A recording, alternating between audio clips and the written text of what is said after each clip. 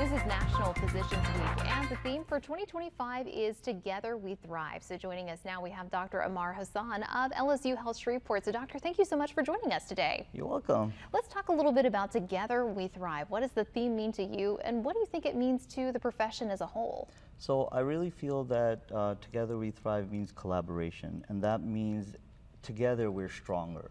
So us as physicians, with our collaboration with our nurses, with our MAs, with our other specialists, coming together, we're stronger, and we can, in essence, give better patient-centered care and give the patients everything they deserve. So everybody has a certain area of expertise, and that's why you have such a great team, because you have somebody who can kind of shine in this moment, and then it allows everybody to shine, and the patient gets the best quality of care possible. Definitely. Fantastic. Well, what are some of the biggest challenges that you think are facing doctors today?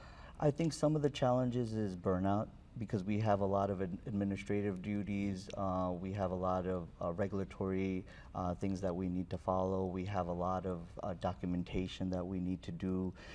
Balancing that out with high volumes of patients that we're seeing, and being able to give an empathetic type of care, patient-centered care again, becomes a challenge. But then we have to remember and center ourselves back into the aspect of why we're doing what we're doing, and that's for our patient.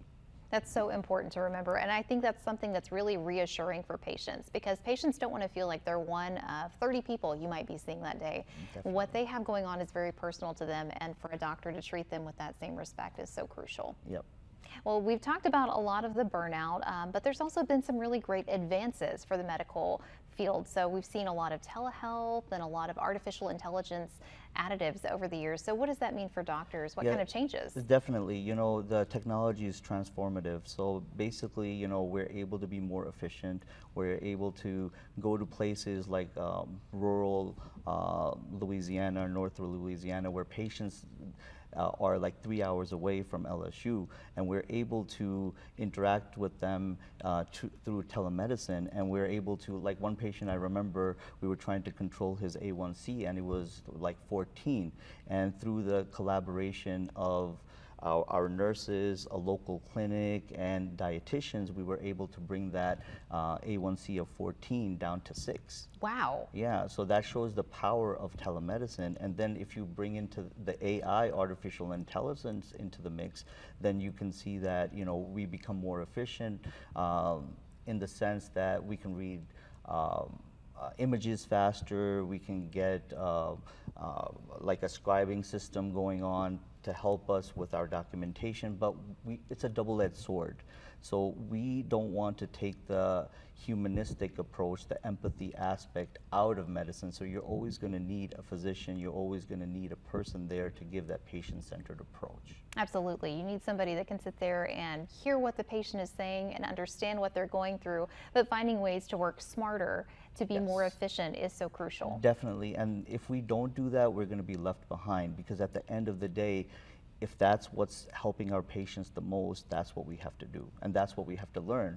I know there's the adage that you can't teach an old dog new tricks, but in medicine, it's ever evolving, so you always have to be a lifelong learner. Absolutely, and it's finding that balance. Well, let's talk about being a lifelong learner, because there's a lot that goes in with teaching, and you've been training young doctors in our area. So what kind of differences have you seen in students over the past few years? Our students are very tech savvy, and then we have to embrace that, because nowadays, rather than us working to the brink of exhaustion, the thought process is there needs to be a work-life balance, and that's what our students, learners, they want. And through efficiency, through technology, through new innovative ways that we're teaching students, I think that we're going to be able to bridge that gap.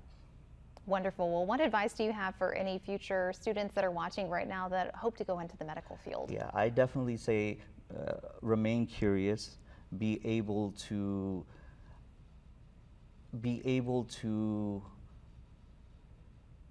reflect on yourself and see why you're doing what you want to do.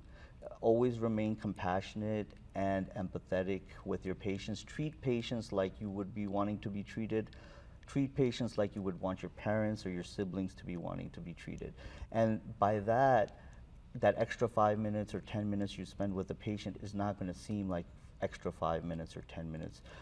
Listen to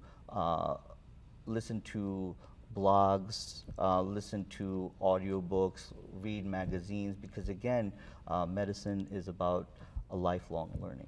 Lifelong learning and lifelong dedication. Yes. Well, doctor, thank you so much for joining us today, and thank you for letting us steal some of your valuable time. No problem. Anytime. Thank you.